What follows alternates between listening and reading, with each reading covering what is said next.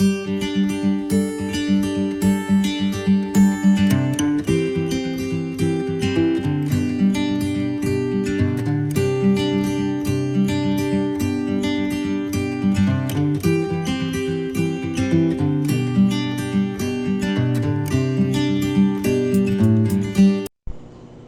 always interesting to me that people can read the Bible and then not believe its validity.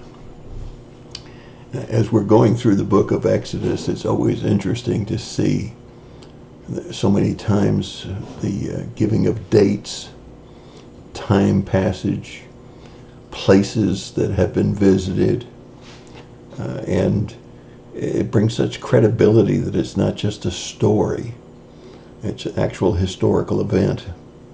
So we see the nation of Israel having crossed the Red Sea, the enemy destroyed.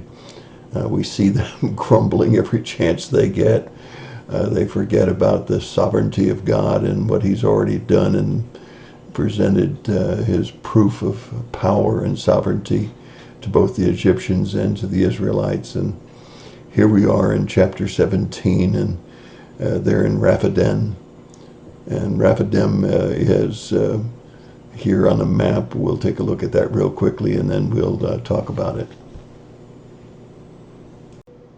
If you're looking at the map, you're going to look about the center of the map, and the lower left-hand corner.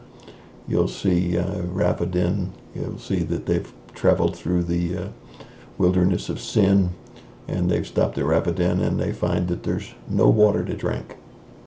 Well, with all that God's done, and as he continues to do, you'd think that the Israelites would have by now a confidence that all they got to do is go to Moses or go to God and say, God, we're thirsty. Would you please provide us some water? And he has provided for them so many ways.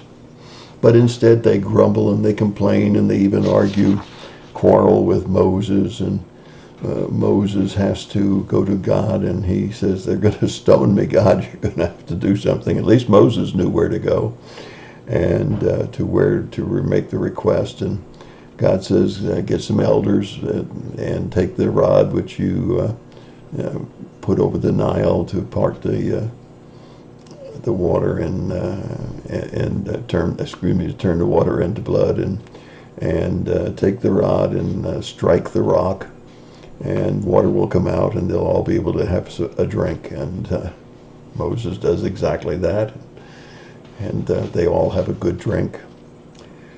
But, you know, God never said it was going to be easy, because in verse 8 it tells us that Amalek, a group of large people, came and fought against Israel. Moses had to go to Joshua and say, select some men to go out and fight. Moses said he'd sit up on the hill and hold up his rod. Whenever Moses had the rod up, then Joshua and his men would prevail. Whenever he got weary and let his arms down, Amalek prevailed. And so Aaron and Hur set Moses on a rock to sit down.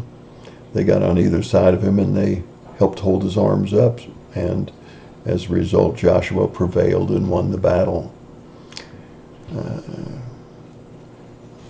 a lot of application here as we think about this, because God then says to make a memorial to remember how he led them in battle and how he provided for them here. And he said, call it the Lord is my banner.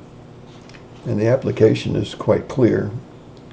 The Lord doesn't want us grumbling. He just wants us to petition him for what we have need of. And if it's a real need, he'll make sure that we get it. And we need to remember to call on him, not complain to others. We need to remember that God doesn't always work the same way. Moses didn't have to run around looking for bitter waters that he could throw a tree into. Here God had him strike a rock and water came forth. Manna came from heaven. And so God doesn't always work in the same way for his supply, and We need to be sure that we understand that God is sovereign. He can do whatever he wants to, whenever he wants to, any way he wants to. Then I think it's very important to recognize Moses used delegation. Moses didn't try to do everything himself. He looked at the gifts and talents of the people that he had. He saw Joshua, a young man that was a valiant warrior, and he delegated to him to choose some men to go out and do battle against the Amaleks. Also, I think it's important for us to remember the teamwork that's often necessary to accomplish God's goals. And it wasn't just Moses up on the hill, it was also Aaron and Hur, and they worked together. Unity and working together is an incredibly important part of building a great church. And being able to delegate and using people with gifts and talents is an important part of leadership in a church. So I think it's very important for us to also remember this memorial. I call them stakes. Sometimes when we have a spiritual victory, we need to drive down a stake, a memorial, something we can look back on. And when we think that the road is getting rough and tough, things aren't going exactly our way, well, all we got to do is look back at the last stake and remember the memorial of how God got us through whatever the last event was.